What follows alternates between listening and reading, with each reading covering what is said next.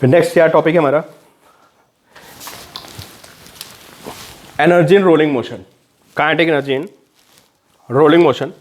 ठीक है, तो देखिए मैंने आपको क्या बताया अभी तक कि rolling motion is a combination of translation and rotation. And मैं स्टेटमेंट मॉडिफाई कर रहा हूं, translation and rotation about centre of mass, कि बॉडी सेंटर ऑफ मास के अबाउट क्या कर रही है, हर पॉइंट भाग रहा है, हर पॉइंट के पास एक वेलोसिटी आगे की तरफ, और साथ में हर पॉइंट घूम रहा है किसके about, about centre of mass ऐसे। ठीक है, हर पॉइंट में एक वेलोसिटी है ऐसे, कहीं भी ले लिया पॉइंट। ठीक है, तो हर पॉइंट में क्या हो रहा है, रोटेशन हो रहा है, एंड प्लस हर पॉइंट में क्या है, ट्रांसलेशन है। कहीं भी आप पॉइंट ले लिए, हर पॉइंट की वेलोसिटी आगे तरफ सेम होती है। ठीक है, अगर मैं आपसे पूछूं कि व्हाट इज काइनेटिक एनर्जी, ठीक है, तो यहाँ दो चीज़ें हो रही, ट्रांसलेशन भी हो रहा है, रोटेशन भी हो रहा है, तो यहाँ काइनेटिक एनर्जी भी दो आएंगी।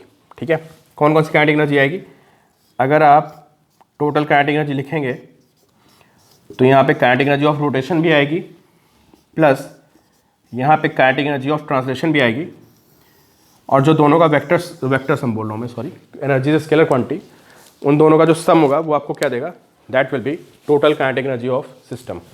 ठीक है, तो अगर आपको काइनेटिक एनर्जी देखनी है ना, तो दोनों को क्या करना पड़ेगा, ऐड करना पड़ेगा। तो अब आपके लिए क्वेश्चन है, एक स्फीयर है का मास m है, ठीक है, एंड स्पीड इज v,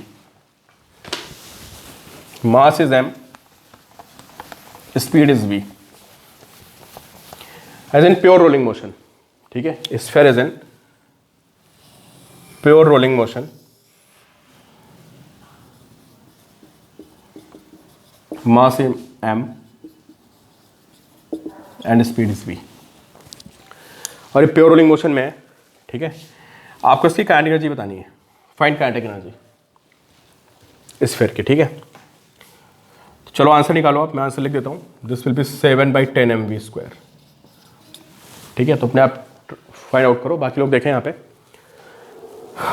तो इसके पास कौन कौन सी एनर्जी होगी, प्योर रोलिंग मोशन में, तो एक तो एनर्जी होगी रोटेशन की, वो होगी हाफ ICM। ये ध्यान रखना आप यार, मैं बार बार आपको बोल रहा हूँ कि rotation about centre of mass, तो हाफ ICM एंड ω², ये हो गई आपकी काइनेटिक एनर्जी। ठीक है, और इस काइनेटिक के अलावा यहाँ पे एक और होगी, कौन सी, ट्रांसलेशनल काइनेटिक एनर्जी, और वो होती है हाफ mv²। भाई हर पॉइंट के बाद समझ गए ना, दो दो वेलोसिटी है, एक भागने की और एक घूमने की, तो दोनों की उस एनर्जी आएगी, दोनों को ऐड कर देते हैं तो विल गेट नेट एनर्जी। तो व्हाट इज टोटल एनर्जी, इन दोनों को ऐड कर देते हैं, तो half mv² and plus half ICM ω²। ठीक है, प्योर रोलिंग हो रही है, तो प्योर रोलिंग में लोएस्ट पॉइंट की वेलोसिटी हमेशा 0 होती है, जिसका मतलब होता है कि v = r ω, है ना, v आगे की तरफ, r ω पीछे की तरफ, v = r ω। तो यहाँ पे आपको क्या करना है, ICM की वैल्यू पुट कर देनी, विच इज 2/5 mr², और ओमेगा को पुट कर देना है v/r। क्यों पुट करना है ऐसा, इसलिए पुट करना है कि मैंने आपको ओमेगा दिया नहीं, मैंने आपको v दिया और मास दिया है। ये वैल्यू पुट करिए और देखिए जो टोटल काइनेटिक एनर्जी आएगी, total kinetic energy that will B 7/10 mv²। ये टोटल काइनेटिक एनर्जी आ जाएगी। ठीक है, ऐसे आप इसकी टोटल काइनेटिक एनर्जी लिख सकते हो, किसकी, स्फीयर की।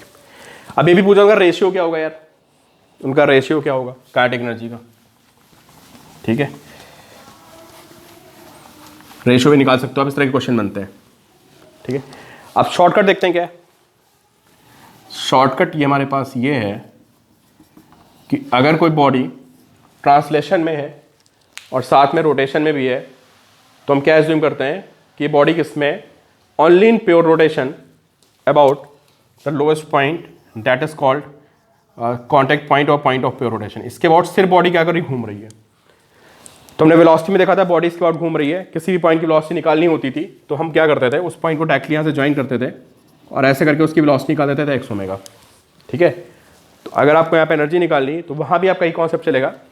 और क्या एज्यूम करोगे कि पूरी बॉडी सिर्फ और सिर्फ क्या करेगी, घूम रही, किसके अबाउट लोएस्ट पॉइंट। तो आप बोलोगे यहाँ पे काइनेटिक एनर्जी ट्रांसलेशन की नहीं है, दिस इज इक्वल टू 0, ठीक है। और बॉडी में क्या हो रहा है, सिर्फ और सिर्फ रोटेशन हो रहा है अबाउट दिस पॉइंट। तो कौन सी एनर्जी होगी, only rotational energy, and that is half IP omega square. What is IP? This point is P and P is called point of contact. This is point of contact. या इसको हम बोलते हैं point of pure rotation, also called point of pure rotation, क्योंकि पूरी body इसके about क्या कर रही है, सिर्फ इसी के अबाउट घूम रही है, ठीक है। तो हाफ IP ओमेगा स्क्वायर। अब जो आप IP लिखोगे, जो आप मोमेंट ऑफ इनर्शिया लिखोगे, वो इस पॉइंट वाला लिखोगे, अबाउट दिस पॉइंट। तो आप सबको पता है स्फीयर का इसके अबाउट ICM कितना होता है, ICM is 2/5 r square, this distance is D, but D is equal to R, D is equal to R। तो इसके बाद जो आप मोमेंट ऑफ इनर्शिया लिखेंगे, इसके अबाउट पता है, इसके अबाउट लिखना है, तो ये parallel axis theorem and I is equal to ICM plus MD square, where ICM is 2/5 mr square plus MD square which is plus mr square, ठीक है।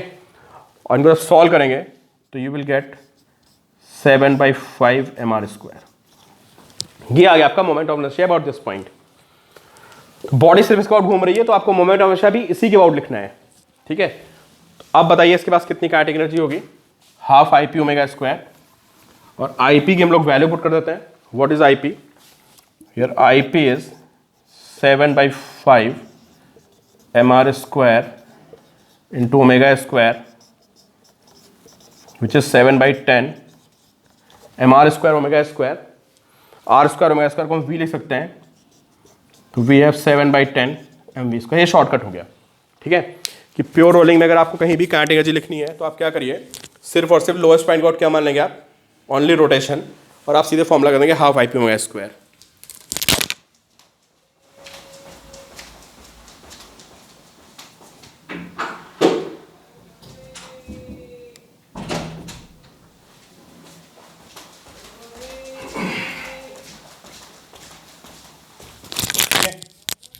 अब इसमें कुछ बेसिक प्रॉब्लम देखते हैं हम लोग पहले रोलिंग मोशन पे, एनर्जी वाले कॉन्सेप्ट पे, ठीक है। कॉन्सेप्ट ऑफ एनर्जी देखते हैं। तो अब जितनी आपकी वर्क फॉर एनर्जी की प्रॉब्लम्स होती थी, उस सब में कहीं भी रोलिंग मोशन आ सकता है, ठीक है। जैसे अब एक क्वेश्चन है कि बॉडी को मैंने यहाँ पे रोल कर दिया, ये स्फीयर है, सॉलिड बॉल हो गई, इसको मैंने यहाँ से रोल कर दिया, ठीक है। अब इसमें एक बात और समझो आप, इसी में डिस्कशन हो जाएगा, ठीक है। Work done by friction in pure rolling motion, इसको समझते हैं इसी प्रॉब्लम में। वर्क डन बाय फ्रिक्शन अलग से लिख लेना आप, ये पॉइंट अलग से हो गया, work done by friction in pure rolling motion, ठीक है। तो देखो प्योर रोलिंग में क्या होता है पता है, अगर कोई बॉडी प्योर रोलिंग मोशन में है तो फ्रिक्शन तो लग रहा होगा इस पर, ठीक है। लेकिन बात बताओ आप, प्योर रोलिंग मोशन में जो लोएस्ट पॉइंट होता है ना, उसकी वेलोसिटी कितनी होती है, जो लोएस्ट पॉइंट होता है उसकी वेलोसिटी 0 होती है, उसी पर टिक के बॉडी चलती है, फिर ये जो पॉइंट ग्राउंड पे आता है उसकी वेलोसिटी 0 हो जाती है, ठीक है। तो अब ये बताओ, अगर वहां फ्रिक्शन लग भी रहा है तो वेलोसिटी नहीं है, तो लोएस्ट पॉइंट स्लाइड नहीं करेगा, तो फ्रिक्शन तो लगेगा but displacement will be 0। Why displacement is 0?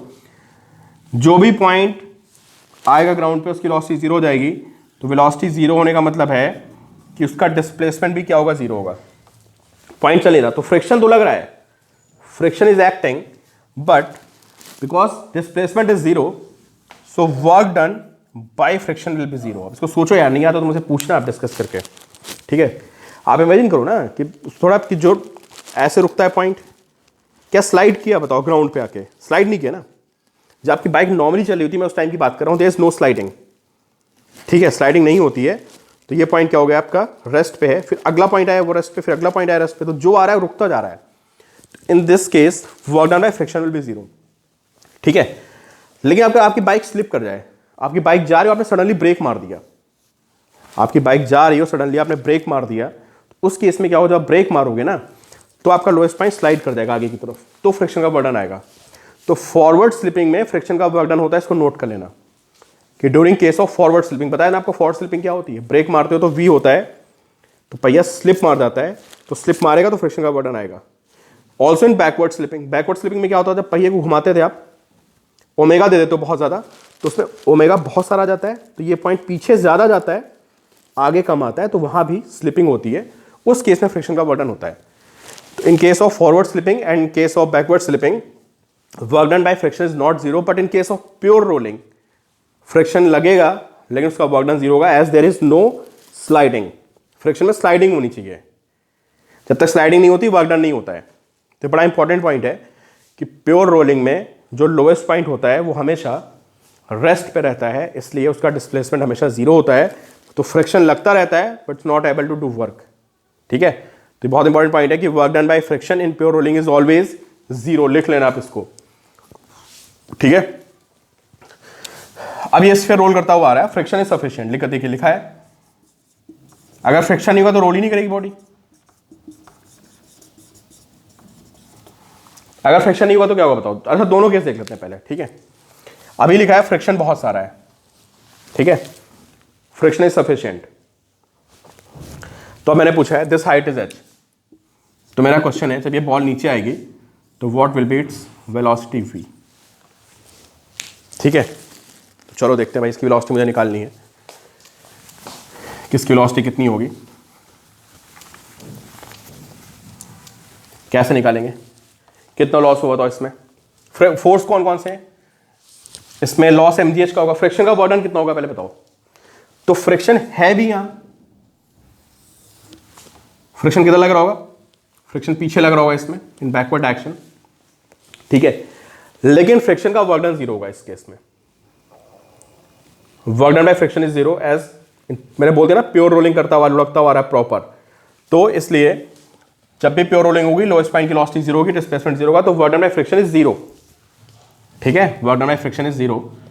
तो अगर मैं आपसे वेलोसिटी पूछूं यहाँ पे कितनी होगी, तो आप बोलोगे यहाँ पे पोटेंशियल में लॉस हुआ है mgh, फ्रिक्शन ने कोई वर्क डन नहीं किया, work done by friction is zero. और ये लॉस कहाँ कहाँ गया है, ये अब ये आया उतर के तो रोल करता हुआ चलेगा, रोलिंग हो रही है इसमें, तो इसमें v भी होगा, साथ में इसमें ओमेगा भी होगा। जो mgh है वो mgh आपका दो जगह गया, कहाँ कहाँ गया, हाफ mv स्क्वायर में गया और साथ में हाफ ICM ओमेगा स्क्वायर। ये स्फीयर था तो वैल्यू पुट कर लेते हैं, mgh is equal to half mv square plus half ICM कितना होता है 2/5 mr square into omega square. अब प्योर रोलिंग हो रही है तो ओमेगा इज v/r, जो आपका mgh होगा वो आ जाएगा 7/10 mv स्क्वायर, और जो v आएगा that will be under root 10gh/7, ये वेलोसिटी आ गई, ठीक है। अब इसका second part, assuming friction is absent, इसी का सेकंड पार्ट है, assuming friction is absent, now find speed, कि उस सरफेस पे फ्रिक्शन नहीं था, फ्रिक्शन इज एब्सेंट, ठीक है। अब आपको स्पीड बतानी है,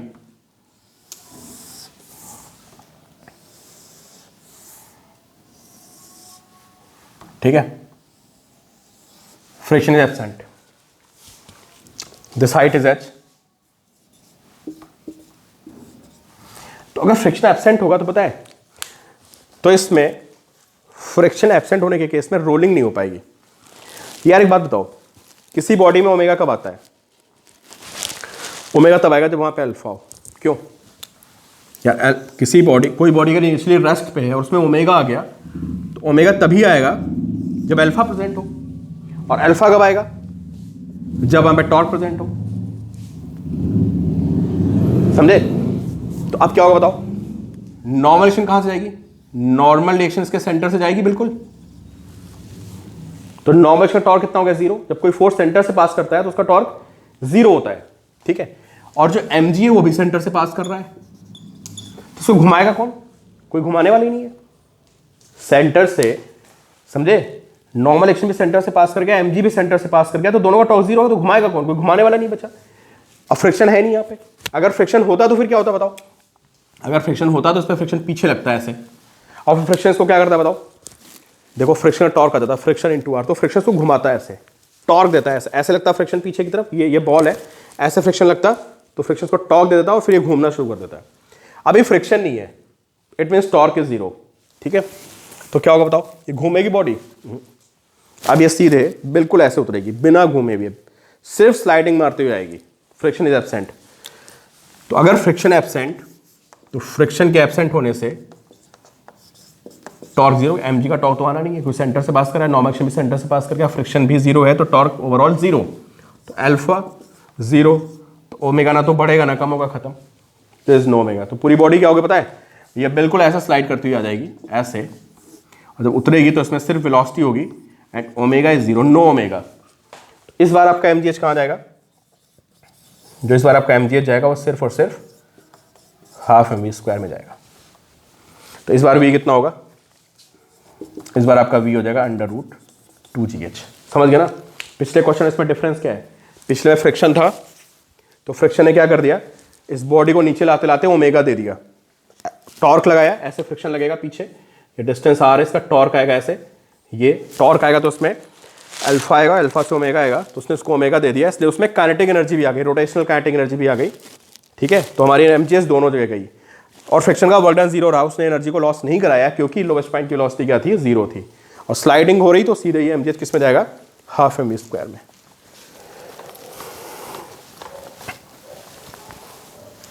ठीक है। अब इसी में क्वेश्चन और बनता है, देखो आप,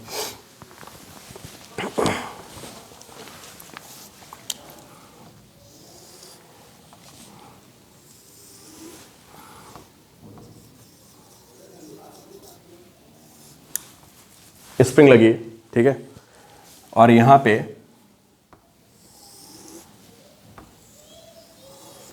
एक स्फेरिकल शेल भागती हुई आ रही है, this is spherical shell, this is spherical shell भागती हुई आ रही है v वेलोसिटी से, रोलिंग करती हुई आ रही है, friction is sufficient, friction is sufficient, लिख लेना, फ्रिक्शन इज सफिशिएंट है, this moving in the speed v, this is spherical shell, और ये आएगी उसको दबा देगी ऐसे, स्प्रिंग कॉम्प्रेस हो गई, रोलिंग हो रही, फ्रिक्शन बहुत सारा है, friction is sufficient for rolling, friction नहीं हुआ तो रोलिंग नहीं हुई, ध्यान रखना आप, ठीक है। अभी आगे इसको दबा देगा ऐसे, लुढ़कता हुआ आ रहा है, ठीक है। तो find compression in the spring, find maximum compression इन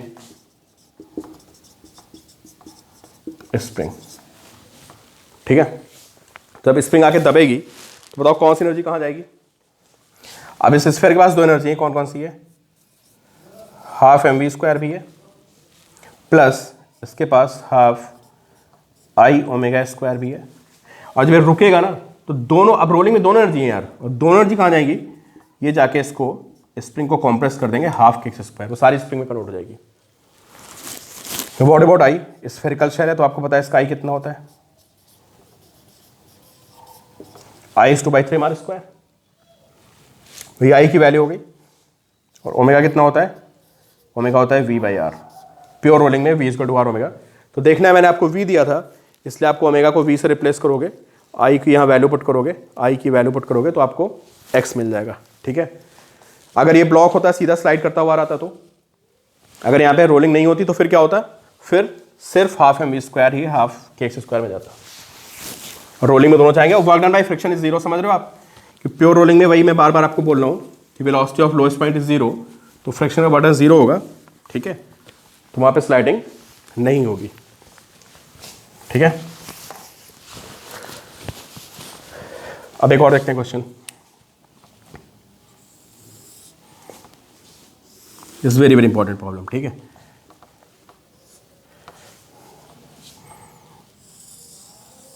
ये स्फीयर है, ये रोल करता हुआ आ रहा है, ठीक है। वी भी है इसमें और ओमेगा भी है, और यहाँ पे friction present, friction is present, यानी लिखते हैं mu is not equal to zero, friction होगा। यहाँ भी mu is not equal to zero, मतलब फ्रिक्शन प्रेजेंट है। ठीक है, ये वी और ओमेगा दोनों है, और यहाँ भी फ्रिक्शन प्रेजेंट है, पूरे में फ्रिक्शन इज प्रेजेंट। तो कितनी हाइट पे जाकर रुकेगा, नोट कर लें इस क्वेश्चन को। Sphere is rolling with speed v on the ground, calculate the maximum height on the inclined plane. कि ये किस हाइट पे जाकर रुकेगा, आपको बताना है मैक्सिमम कहाँ रुकेगा। ठीक है, तो क्या होगा भाई, ये रोल करता हुआ जा रहा है, फाइनली चढ़ जाएगा ऊपर, जहाँ रुकेगा वहाँ पे इसकी सारी एनर्जी, कितनी एनर्जी यहाँ पे बताओ,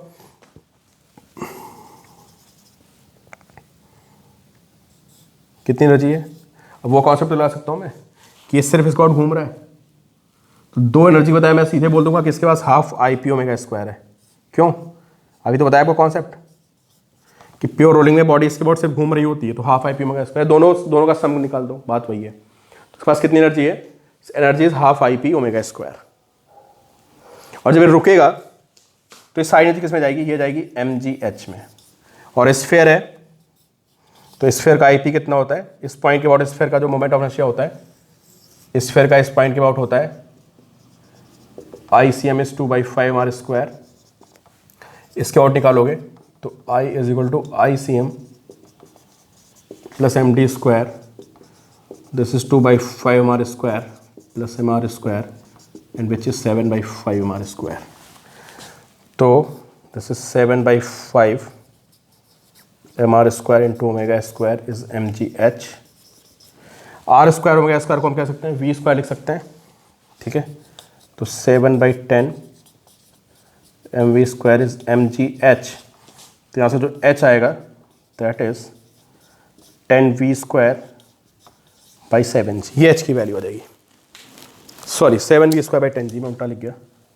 H is 7 v square by, this is H.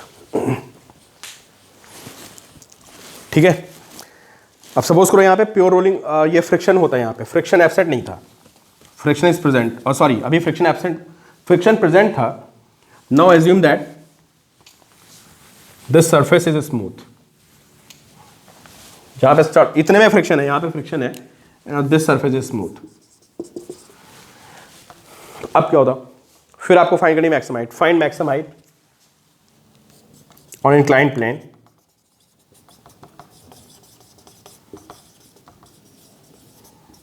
Find maximum height on inclined plane. ठीक है, सरफेस कैसा है, द सरफेस इज स्मूथ। तो यार अब क्या होगा, अब जब भी बॉल इस पर चढ़ना शुरू करेगी ना, तो देखो क्या होगा, कौन कौन से फोर्सेस लगेंगे बोलो। पहले केस में बताया क्या था, पहले केस में जब बॉल ऊपर जा रही थी ना, तो इस पर फ्रिक्शन कहाँ लग रहा था, जब बॉल ऊपर जा रही थी तो फ्रिक्शन इस पे ऊपर की तरफ था।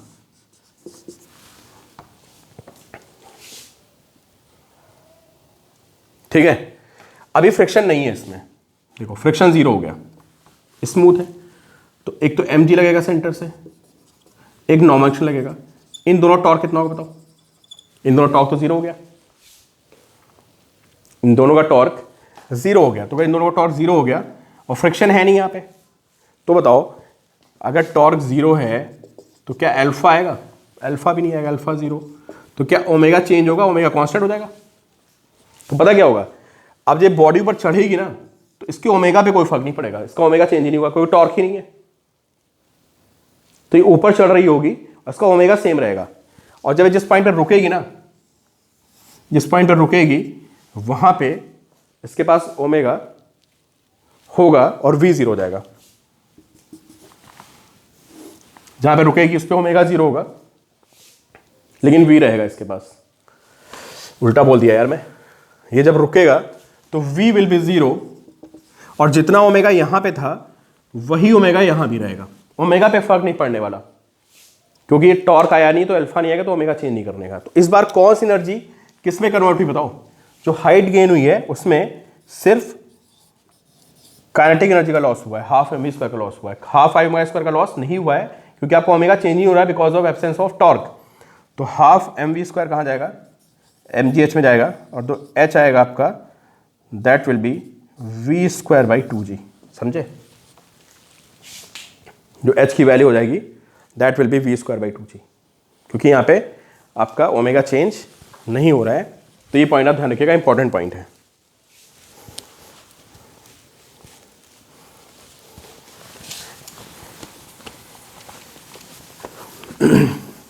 उस पर फॉर्मूला भी बन जाता है हमारा, बहुत इंपॉर्टेंट, ठीक है। अभी बहुत इंपॉर्टेंट फॉर्मूला है, तो डायरेक्टली याद रखना है, ठीक है। कि velocity at the bottom of inclined plane, velocity at bottom of inclined plane इन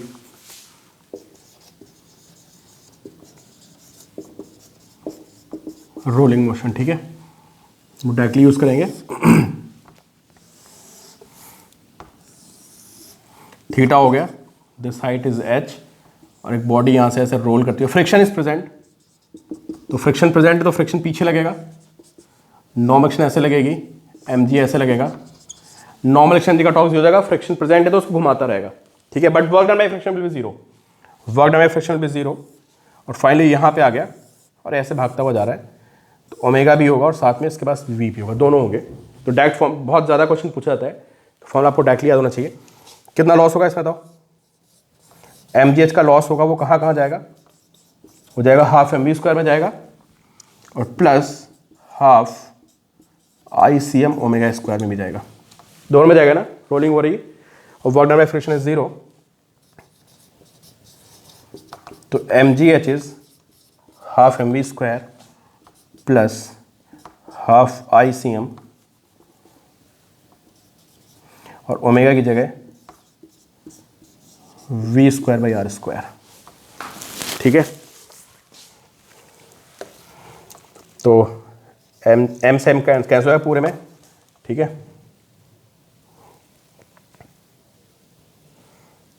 अब आप सॉल्व करना, आपका फॉर्मूला डायरेक्टली लिख रहा हूँ, कैलकुलेशन पार्ट आपके पे छोड़ा मैंने। v = √2gh upon 1 plus ICM upon mr²। Formula याद करना पड़ेगा आपको, क्वेश्चन आपको डायरेक्टली सॉल्व करने दो, ठीक है। v = √2gh upon 1 plus ICM by mr², ठीक है।